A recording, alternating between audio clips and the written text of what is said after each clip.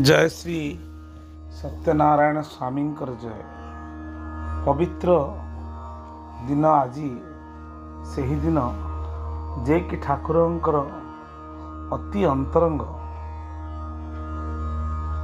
सन्यासी थिले परम पूज्य वैकुंठ बाबा, जहाँ महात्मा मानक ठारू शुणा जाए जे परम पूज्य बाबा आज पवित्र दिन रे पंचभूत शरीर श्री ठाकुर चरण तले समर्पण करी वैकुंठ धाम प्राप्ति होइथिले। तेणु तांको मने पकेवा तांकर स्मृति को दुई पद ठाकुरंकर अंग संगी वैकुंठ बाबांकर कथा। ठाकुर को जदि कहीं बेसी जानी थाए तांको अंतरंग होई बेसी लीला कौतुक करिथाए, तांको कथा बेसी जानी मध्य किछि न जानिला परी बाहाना करी मुख साधी थाए। परम ज्ञानी भरतंक परी अगाध तत्व और ज्ञान भंडारर खଣି हेले भी निजे घुंगा जड़ साजी बाह्य जगतरू दूरे रही श्रीपद पंकजरे अली भली मकरंद पानरे मतुआल हेउथांती से परम पूज्य वैकुंठ बाबा। वैकुंठ बाबा निजे ही निजर उदाहरण। भक्ति राज्य रे अप्रतिद्वंदी अतुलनीय अनुपम से संसार रे थाई असंसारी हुई ठाकुरंक व्यतीत आउ किछि कथा से जाणु नथिले कि जानिबाकू आग्रही करनथिले। भक्त मानक सहित जदिओ अल्प मिशंती अल्प कथा हुअंती, तथापि स्नेह श्रद्धा आशीष ढालिबारे केबे हेले कार्पण्य देखाई नांती। ठाकुरंक अंतरंग हिसाब रे बहुलीला कौतुकरे अंगे निभाई छंती से। केही भक्त ठाकुरंक कथा किछि तांको पचारले बोका घुंगांक परी खाली चाहि रहंती, किंतु सबु जानी न जानिला परी रहंती। किछि कहंती नहीं सिना, मात्र लुह रे भरी जाई थाए तांकर दुईटी आखि। बेसी बड़ाइले अनुरोध कले खाली कहंती मु तांको कथा कौन जाने कहबी कहिलो। ओलटी कहंती तुमे माने ठाकुरंक कथा बेसी जानिछ, तांकरी प्रीतिकर्म करुछ, तम सांगरे से बेसी कौतुक हेउछंती। तुमे बरम तांको कथा कह, मते तमे सब ठाकुरंक कथा कहिले मु शुणी आनंद हेबी, जीवन मोर कृतार्थ हेब। बेले बेले मन हेले गोपन रे साइति रखिथिबा से अमूल्य संपद बांटी दियंती। हृदय गंता घर मुकुला करिदे से कहि बसंती ठाकुरे थरे नुहे दुई दुई थर मरण मुहर मते बंचैछंती। प्रथमे थरे पुरी समुद्र पुणी आउ थरे कलिकतार गंगा जल रे आत्मविसर्जन करथिला बेले तांको खोजी खोजी दर्शन न पाइबारु निर्जन खरा बेले केही कुआड़े ना थांती। चारिआडे टिके आखि बुली आनिली। गंगा भीतर को पशी सुरटी छाती भूसी देवाकू डाहाण हाथटी को ऊपर को उठाइला बेले निमिषक मो हाथटी को पछरु धरी कहिले तुमे कौन चाहछ? तुमर आत्मा रक्षा करिबा, निज आत्महत्या करिबा, ये कौन ठीक? देख तुमे जहाँ चाहब ठाकुर तुमको दर्शन देवे। यह कही पछक मु चाहिदेला बेलू ठाकुर चतुर्धामूर्ति नारायण रूपरे दर्शन दे कूल को नहीं आसी मते भर्सना कले। अरे वैकुंठ आत्महत्या करुल, या कौन ठीक करुल? ना ना, ये केवे करबनी। तुम ठाकुर तुम पाखरे अछंती। तापरे संक्राल रे रहुथिबा बसा घर को आनी रखिले, पद तले आश्रय देले। सेई नवजन्म दिन ठारू से मोर मु तांकर भारी कौतुक प्रिय। से गाँ गहल रे यात्रा पार्टी जिभली किया परबाए रजा फार्स देखिथिबो, जड़े निहाती बोका लोक को राजा करी बसई दे ताकू पोषक पिंधे दे राजा ताकू शिखई दिया जाए जे जहाँ पचारिबो कहबो खाली क्या परबाए, अर्थात भय कौन परबा कौथ बेस से भली ठाकुरे मते सांगरे आनी ପୁରୀ ନାନୀ ବସାରେ ସନ୍ନ୍ୟାସ ଭେକବାନ ଦେଇ କରମଳା ନେଇ ଆସିଲେ। ବାଟରେ ଶିଖାଇଲେ କରମଳାରେ ମୋର ଗୁରୁ ବୋଲି ତତେ ପରିଚୟ କରାଇଦେବି। ଅର୍ଥାତ୍ ତୁ ମୋର ଗୁରୁ, ମୁଁ ତୋର ଶିଷ୍ୟ। ଯେଭଳି ମୋ ଜନ୍ମସ୍ଥାନ ମାଟିରେ ତତେ କହିବେ, ମୋ ମା ବି କହିବ। ବାସ୍ତବରେ ପରମ ପୂଜ୍ୟ ବୈକୁଣ୍ଠ ବାବା ଠାକୁରଙ୍କଠୁ କିଛି ବର୍ଷରେ ବଡ଼ ଥିଲେ।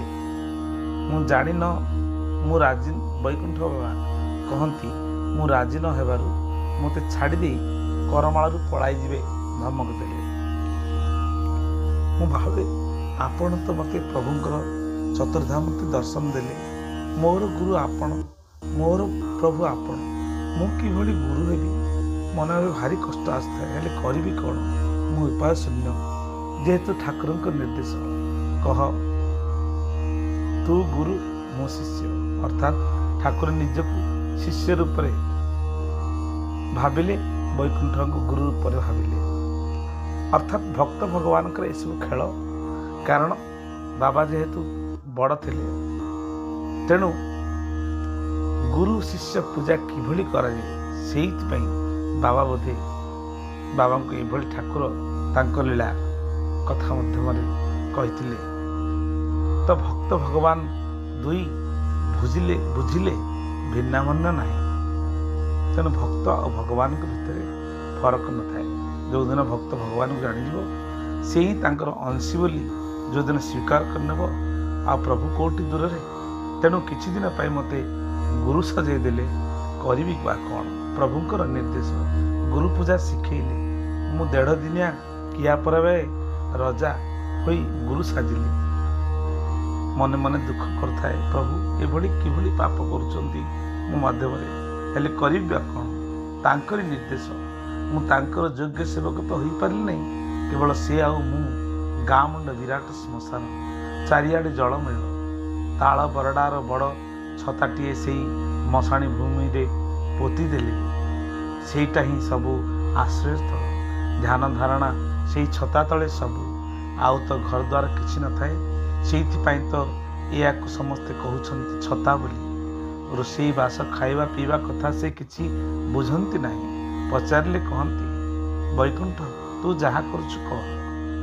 ହାଣ୍ଡି ନଥାଏ, କାଠ ନଥାଏ, ଚାଉଳ 2 ମୁଠା ଆଖପାଖ ଗାଁରୁ ମାଗି ଆଣେ। କେଉଁ ଦିନ ବା କିଏ ଦେଇଯାଆନ୍ତି ଏବଂ ମୁଁ ନିଜେ ଯାଇ କେବେ ଭିକ୍ଷା କରେ। ଏଭଳି ଦିନ ବିତୁଥାଏ, ରାତି ବିତୁଥାଏ। ଠାକୁରଙ୍କୁ ପୁଣି ପ୍ରସାଦ ସେବା କରାଇବା କଥା।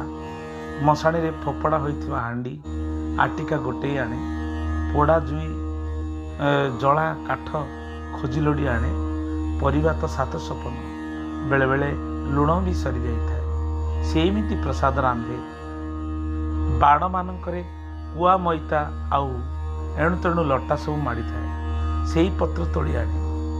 ଦିନେ ଦିନେ ମନେ ହୁଏ କନିଅର ଫଳ ତୋଳି ଆଣି ତାକୁ ବି ରାନ୍ଧିଦିଏ।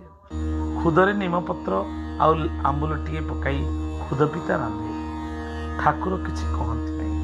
ମୁଁ ଖୁସି ହୋଇ 2-4 ଗୁଣ୍ଡା ଦେଇଦିଏ। ସେ ମଧ୍ୟ ଆନନ୍ଦରେ ପ୍ରସାଦ କରି ପାଇଦିଅନ୍ତି। ଖୁଦ ପିତା ଟିକେ ବେଶୀ ଭଲ ପାଆନ୍ତି। ସବୁଦିନେ କରିବାକୁ ମୋତେ କହନ୍ତି। ତାଙ୍କର ସେଥିରେ ଶ୍ରଦ୍ଧା ବୋଲି ତ ଆଜି ପର୍ଯ୍ୟନ୍ତ ଖୁଦ ପିତା ସବୁଦିନେ କରାଯାଉଛି ପ୍ରସାଦରେ। ଦିନେ ଗାଁ ମାଲା ଦେଖିଲେ ମୁଁ କନିଅର ମଞ୍ଜି ଛେଚିକି ଚୋପା ଛଡ଼ାଉଛି। ମୋଠୁ ବୁଝିଲେ ତାକୁ ମୁଁ ରାନ୍ଧୁଛି ଆଉ ଠାକୁରଙ୍କୁ ପ୍ରସାଦ ଦେଉଛି ବୋଲି। ସେମାନେ ମୋ ନାଁରେ ଠାକୁରଙ୍କ ପାଖରେ ଚୁଗୁଲି କରି କହିଦେଲେ। ହେଲେ କରିବେ କ'ଣ? ଠାକୁର ମୋତେ ମନା କଲେ, ଦେ କନିଅର ଫଳ ଦେଉଛୁ, ସେଗୁଡ଼ା ପୁରା ବିଷ, ଆଉ କେବେ ଦେବୁନି। ଦିନେ ଓଳିଏ ଦେଇଛି, କିନ୍ତୁ ସିଏ ତ ସମସ୍ତ ଜଗତର କର୍ତ୍ତା, ତାକୁ ପାନ କରିବାର କ'ଣ ଅସମ୍ଭବ ଥିଲା। ତଥାପି ଆଉ ରାନ୍ଧିଲି ନାହିଁ। ମଠ ଘର କାନ୍ଥ ପାଖରେ ଠାକୁରାଣୀ ଥାଆନ୍ତି। ମୁଁ ଯାଇ ସେଇଠି ଖରାବେଳେ ଶୋଇପଡ଼େ।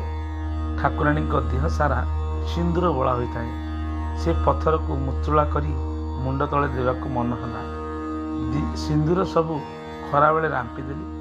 ମୁଣ୍ଡ ତଳେ ଦେଇ ଶୋଇପଡ଼ିଲି। ଆଉ କିଛି ଗାଁ ଲୋକ ଯାଇ ଠାକୁରଙ୍କ ପାଖରେ ଏଇ କଥା କହିଦେଲେ।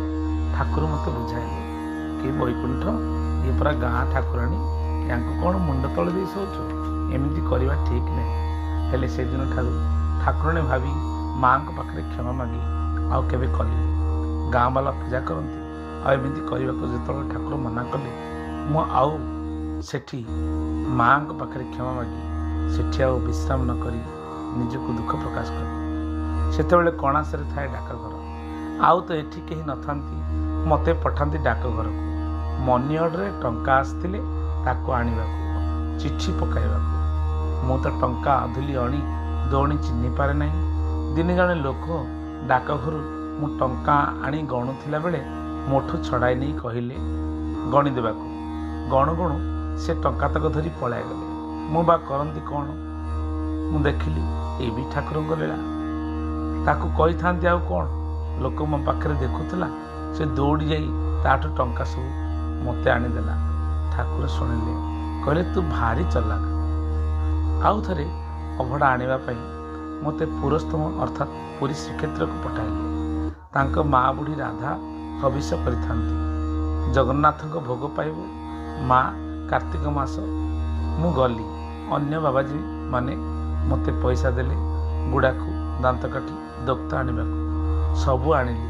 ଗାମୁଛାରେ ଅଭଡ଼ା କୁଡ଼ିଆ ଆଉ ସବୁ ଜିନିଷ ସେ କୁଆଡ଼ୁ ଉପରେ ରଖି କୁଡ଼ୁଆ ଉପରେ ରଖି ଗଣ୍ଠି ପକାଇଦେଲି। ଠାକୁର ଖୋଲି ଦେଖିଲେ ଅଭଡ଼ା ଭିତରେ ଦୋକ୍ତା ଗୁଡ଼ାକ ସବୁ ମିଶିଯାଇଛି। ମୋତେ ଆଉ କ'ଣ କହିଲେ? କହିଲେ ତୁ ଏଡ଼ିକି ଓଲୁ, ଏକାଠି ସବୁ ମିଶାଇ ଆଣିଲୁ କିପରି? ଆଉ ଜଣେ ବାବାଜୀକି ପୁଣି ଠାକୁର ପୁରସ୍ତମ ଅର୍ଥାତ୍ ପୁରୀ ଶ୍ରୀକ୍ଷେତ୍ରକୁ ପଠାଇଲେ ଅଭଡ଼ା ଆଣିବାକୁ। ସେତେବେଳେ ଗାଡ଼ି ଘୋଡ଼ା କିଛି ନଥାଏ। ଚାଲି ଚାଲି ଯାଆନ୍ତି, ବେଳେବେଳେ କାହା ଶଗଡ଼ରେ ବସି ପଳାନ୍ତି। ଆଉ ଦିନକର କଥା, ଦିନେ ଠାକୁର ବୁଲି ବାହାରିଲେ। ମୁଁ କହିଲି ଯିବାକୁ। ସାଙ୍ଗରେ ନେଲେ। ସେଇଟା କୁଆଡ଼େ ଖାଣ୍ଡବନ। ମୋତେ ଦେଖାଇଲେ ସେ ଯେଉଁଠି ତପସ୍ୟା କରିଥିଲେ। ସେ ଗୋଟାଏ ଜାଗାରେ ବସିଲେ। ମୋତେ କହିଲେ ବୁଲି ଦେଖି ଆସିବାକୁ ଖାଣ୍ଡବନ ଚତୁଃପାର୍ଶ୍ୱରେ। ମୁଁ ବୁଲି ସବୁ ଦେଖୁଥାଏ। ମେଘ ଉଠାଇଲା। ଫେରି ଆସିଲି। ଦେଖିଲି ଠାକୁରଙ୍କ ସଙ୍ଗରେ ଜଣେ କେହି ସ୍ତ୍ରୀ ଲୋକ କଥାଭାଷା ହେଉଛନ୍ତି। ମୋତେ ଦେଖି ଚଟକିନା ଅନ୍ତର୍ଧ୍ୟାନ ହୋଇଗଲେ। ଠାକୁରଙ୍କୁ ପଚାରିଲି, ପ୍ରଭୁ ସେ ସ୍ତ୍ରୀ ଲୋକଟି କିଏ ବୋଲି? ଠାକୁର କହିଲେ, ତୋ ଭାଗ୍ୟରେ ଥିଲା, ତୁ ଦର୍ଶନ କଲୁ। ସେ ପରା ବନ ଦୁର୍ଗା, ଗୁରୁ ପୂର୍ଣ୍ଣମାସୀ। ଏବେ ତ ଠାକୁର ମୋତେ ଏକୁଟିଆ କରି ଛାଡ଼ି ପଳାଇଗଲେ। ମୁଁ ପୁଣି ଜୀବନ ରଖିବି ନାହିଁ ବୋଲି ମନେ ମନେ ସ୍ଥିର କଲି। ତାଙ୍କ ସମାଧି ମନ୍ଦିରରେ ବେଶୀ ବେଳ ରହେ, ଲୁହ ଗଳାଏ। ଦିନେ ଦିନେ ରାତି ଅଧରେ ନିଦ ଭାଙ୍ଗିଗଲେ ସମାଧି ପାଖକୁ ଯାଏ, ଗୁହାରି କରେ ମୋତେ ତାଙ୍କ ପାଖକୁ ନେଇଯିବାକୁ, ନହେଲେ ଶରୀର ରଖିବି ନାହିଁ ବୋଲି କହେ। ଦିନେ ହଠାତ୍ ମୋ ଆଗରେ ଉଭା ହୋଇ ପଡ଼ିଲେ। ମୋତେ ଗାଳି ଦେଲେ। କହିଲେ ଶରୀରଟା କ'ଣ ତୋର? କି ଅଧିକାର ଅଛି? ସେ ପରା ମୋର ଶରୀର। ତୁ ନଷ୍ଟ କରିଦେବାକୁ କିଏ? ମୁଁ ସେ ଶରୀରରେ ରହି ବାକି କାମ ସବୁ କରାଉଛି। ମୋର ମନ ହେବ ଯେଉଁଦିନ, ସେଇଦିନ ସେ ଶରୀରକୁ ନେଇଯିବି। ଥରେ ରାତି ଅଧ ବେଳକୁ ସମାଧି ମନ୍ଦିରକୁ ଗଲି। ସମାଧି ଚାରିପାଖରେ ବୁଲିଲି। ହଠାତ୍ ଗୋଟିଏ ବ୍ରହ୍ମ ଚାପଡ଼ା ମୋ ପିଠିରେ କି ମାଇଲା। ଅନେଇ ଦେଲି। ଠାକୁର ଠିଆ ହୋଇଛନ୍ତି ମୋ ପିଠି ପାଖରେ। ଗାଳି ଦେଲେ। କହିଲେ ହଇରେ, ମୋ ଚୌକିଟା କାହିଁକି ଏଠି ପଡ଼ିନାହିଁ ମୋ ବସୁଥିବା ଜାଗାରେ? ମୁଁ କହିଲି ଜାଗା ହେବ ନାହିଁ ବୋଲି ଚୌକିଟିକୁ ସେଠାରେ ପକାଯାଏ ନାହିଁ। ମୋତେ କହିଲେ କାଲି ସକାଳୁ ଚୌକିକୁ ସେଇ କାନ୍ଥକୁ ଲଗାଇ ପକାଇବୁ। କିଏ କହିଲା ଜାଗା ହେବ ନାହିଁ ବୋଲି? ତୁ କ'ଣ ଭାବିଛୁ ମୁଁ ଏଠୁ ଚାଲିଯାଇଛି ବୋଲି? ମୁଁ ପରା ଏଠି ସବୁବେଳେ ଅଛି। ମୁଁ ତ ଆଗରୁ କଳି ଭାଗବତରେ ଲେଖିଛି ନା ନାହିଁ? ଲେଖିଦେଇଛି ନା ନାହିଁ? 27 ମସିହାରୁ ଲେଖିଛି। ସିଦ୍ଧ ରୂପେ ମୁଁ ସମାଧିରେ ରହିଛି, ମୃତ୍ୟୁ ତେଜିଦିରେ ଲୁଚୁଣା ରହିଥିବି ମହି, କେହି ନ ଜାଣିବେ ରେ ଭାଇ। ତାକୁ କ'ଣ ମୁଁ ଗଞ୍ଜେଇ ଖାଇ ଲେଖିଥିଲି? ସତରେ ସେଇଦିନ ସେଟା ବ୍ରହ୍ମ ଚାପଡ଼ା ନୁହେଁ ତ ଯେ ବ୍ରହ୍ମଜ୍ଞାନ। ଠାକୁରେ ତୁମେ କ୍ଷମାମୟ। ମୁଁ ଅପରାଧ କରିଥିଲେ ତୁମେ କ୍ଷମା କରି ଏ ଅଧମକୁ ଉଦ୍ଧାର କରିବ। ଚଞ୍ଚଳ ମନେ ମୋତେ ନେଇଯାଅ। ମୋତେ ଏକୁଟିଆ ଆଉ କର ନାହିଁ। ଏଥର ନିଜେ ଆସ, ନିଜ ଘର ନିଜେ ସମ୍ଭାଳ। ତମେ ତ କହିଥିଲ ଲେଖିଦେଇ ଯାଉଛ। ଲୀଳା ବେଳେ ମୁହିଁ ହେବି ନୀଳାଧବଳ, ଭକତମାନଙ୍କ ସଙ୍ଗେ ଖେଳିବି ଖେଳ। ଚଞ୍ଚଳ ଆସମୋ ନୀଳମାଧବ ପରମ ବ୍ରହ୍ମ ଗୁରୁଦେବ କୃଷ୍ଣ ବଳରାମ ହୋଇ ସମସ୍ତେ ପରା ତୁମ ବାଟକୁ ଚାତକ ପରି ଚାହିଁ ବସିଛନ୍ତି। ଆଉ ଡେରି କାହିଁକି ପ୍ରଭୁ? କହିବାର ତାତ୍ପର୍ଯ୍ୟ ହେଉଛି ପରମ ସ୍ନେହମୟ ପରମ ପ୍ରେମମୟ ଠାକୁରଙ୍କର ଅନ୍ତରଙ୍ଗ ଯିଏ ବୈକୁଣ୍ଠ ବାବା ଅନେକ କଥା ତାଙ୍କ ଜୀବନରେ ପ୍ରଭୁଙ୍କ ପାଖରେ ଘଟିଛି, କହିବାକୁ ସମୟ ନାହିଁ। କହିବାର ତାତ୍ପର୍ଯ୍ୟ ହେଉଛି ଆଜି ପବିତ୍ର ଦିନରେ ପରମ ପୂଜ୍ୟ ବାବା ପଞ୍ଚଭୂତ ଶରୀର ଏ ମର୍ତ୍ତ୍ୟଭୂମରେ ତ୍ୟାଗ କରି ବୈକୁଣ୍ଠ ଧାମକୁ ବୈକୁଣ୍ଠ ବାବା ଗମନ କରିଥିଲେ। ତେଣୁ ଏ ସ୍ମୃତିରେ ଦୁଇ ପଦ ଆପଣଙ୍କ ପାଖରେ ସମସ୍ତଙ୍କର ଭକ୍ତଙ୍କ ପାଖରେ କଥା ଦୁଇ ପଦ ଶ୍ରଦ୍ଧେୟ ଯିଏ ଥିଲେ ରାଧେଶ୍ୟାମ ପଟ୍ଟନାୟକ ତାଙ୍କର ଏକ ଲୀଳାନୁଭୂତି ପୁସ୍ତକରୁ ପଢ଼ି ଶୁଣାଇବାରୁ ନିଜକୁ ଧନ୍ୟବାଦ ମନେ କରୁଛି। ପ୍ରଭୁଙ୍କର କଥା ଯେଭଳି ହଉ, ଯେମିତି ଗୁଡ଼କୁ ଯେଉଁଠୁ ଖାଉଛ ଖାଅ, ପ୍ରଭୁଙ୍କର ସବୁ ଗୁଡ଼ରେ ଯଦି ପ୍ରତିମା ତିଆରି କରିବ ତାକୁ ଯେମିତି ଖାଅ ସବୁ ମିଠା ଲାଗିବ। ଭଗବାନଙ୍କର କଥାକୁ ମନେ ରଖି କୁହ କିମ୍ବା ପଢ଼ିକିରି କୁହ କି ଶୁଣିକିରି କୁହ, ଭଗବତ କଥା କେବେ ମଧ୍ୟ ଶୁଣିକି ପଢ଼ିକି ଯେମିତି କହୁଥିଲେ ମଧ୍ୟ ତାର ମୂଲ୍ୟ ଅଛି।